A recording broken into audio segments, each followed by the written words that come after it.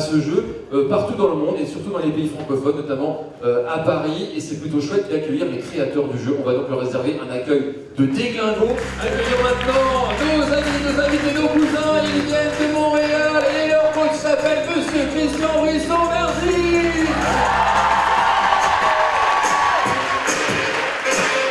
Il porte le numéro 9, Louis Courcelles. La numéro 4, Pascal Lefrançois.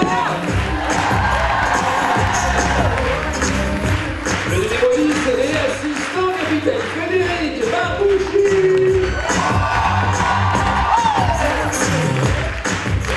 Et enfin la numéro 7, capitaine de l'équipe de la LNI, mademoiselle Sophie Caro.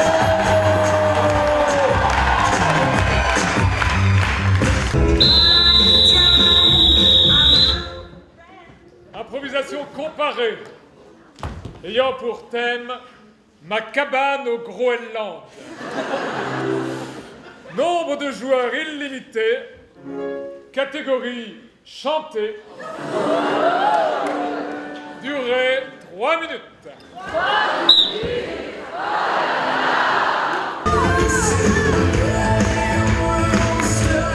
Parce que c'est une discipline, c'est un spectacle qui est né de l'imagination de deux Québécois, Gravel et Leduc, à la fin des années 70, et qui partaient du constat qu'il y avait plus de monde dans les stades de hockey, dans les salles de hockey sur glace que dans les théâtres au Québec. Et donc ils se sont dit, voilà, comment on pourrait intéresser les gens au théâtre. Et comme il n'y a que le hockey sur glace qui semblait les intéresser, ils se sont dit on va mélanger les deux. Donc évidemment, c'est le Québec et la patrie mère de cette discipline. Et un soir, ils se sont dit pourquoi il y a autant de monde qui va voir le hockey, puis pas autant de monde qui va voir le théâtre. Donc ils se sont dit on va essayer de faire d'amener le hockey dans les salles de théâtre. C'est supposé de faire ça seulement 4 soirs. Après 4 soirs, ça a tellement bien fonctionné qu'ils se sont dit on va faire 17 soirs. Et après ça, une deuxième saison, et ainsi de suite. Et maintenant, ça fait 35 ans que ça existe. Ça se joue dans 30 pays, en 7 langues. Le reste, c'est de l'histoire. Quelques minutes d'échauffement obligatoire pour les comédiens de la Ligue majeure d'improvisation et de la LNI. Alors pour les gens qui ne connaissent pas le match d'improvisation, c'est avant tout un spectacle théâtral. Et comme tout spectacle théâtral, il y a une mise en scène. Et là, la mise en scène, c'est de mettre en scène donc ce spectacle théâtral, c'est de le mettre en scène sous forme de match de hockey sur glace. Donc alors évidemment, on ne peut pas avoir de la vraie glace, donc on a un terrain qui est délimité par un petit muret comme dans les matchs de hockey, et on a 2 équipes avec des maillots de hockey et qui vont jouter sur des thèmes que il y a un arbitre qui donne des thèmes et qui donne une durée d'improvisation. Donc il y a sur 1h30 de spectacle, les improvisations faisant en moyenne 5 minutes. Voilà, il y a 10 à 15 improvisations dans le match. Et à la fin de chaque impro, le public vote pour l'une ou l'autre équipe. Et le score évolue comme ça. Donc on a un tableau lumineux comme dans les matchs de hockey. On a un arbitre rayé blanc et noir. On a 2 équipes. Donc voilà, on a toute cette mise en scène sportive autour d'un spectacle théâtral improvisé. Et nous, on doit être comme au théâtre, mais on doit porter plusieurs chapeaux. Non seulement on est comédien, on est aussi metteur en scène, on est auteur, et tout ça dans l'espace de quelques secondes. Donc on doit faire des choix rapidement. Il ne faut pas avoir peur, quoique on a toujours peur, mais c'est vraiment se lancer dans le vide sans parachute et espérer qu'on va atterrir comme il faut. Mais peu importe, même si on s'écrase sur le sol, la chute risque d'être spectaculaire.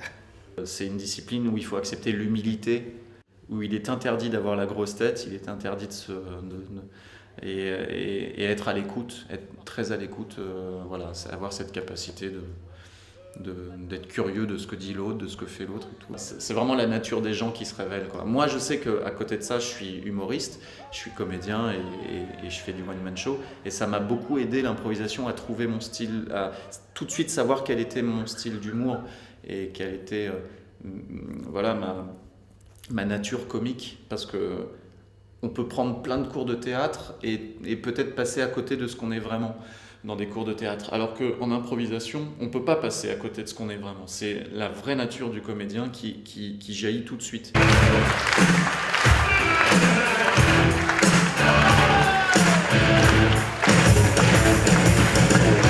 Moi, je suis un enfant de la LNI. J'avais le droit de me coucher plus tard quand j'étais petit pour écouter la soirée de l'impro à Radio-Québec. J'ai commencé en secondaire 1. J'ai joué, depuis ce temps-là, j'ai jamais arrêté. Pendant un bout de temps, je jouais presque à tous les soirs, dans toutes les ligues.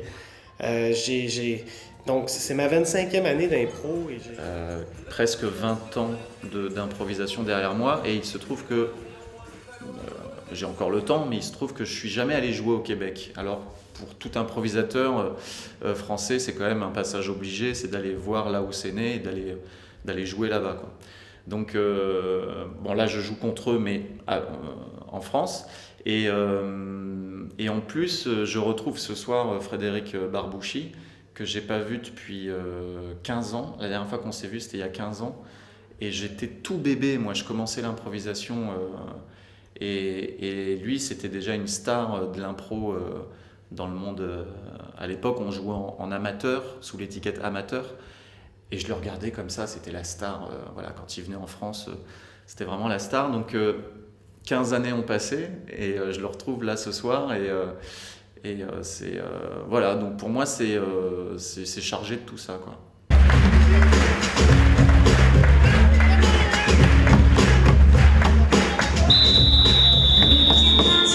Dans les premières tournées de la LNI, ça a été fait en début 80. Et puis, oui, c'est ça, les ligues se sont multipliées. Là, on voit les enfants de ces ligues-là.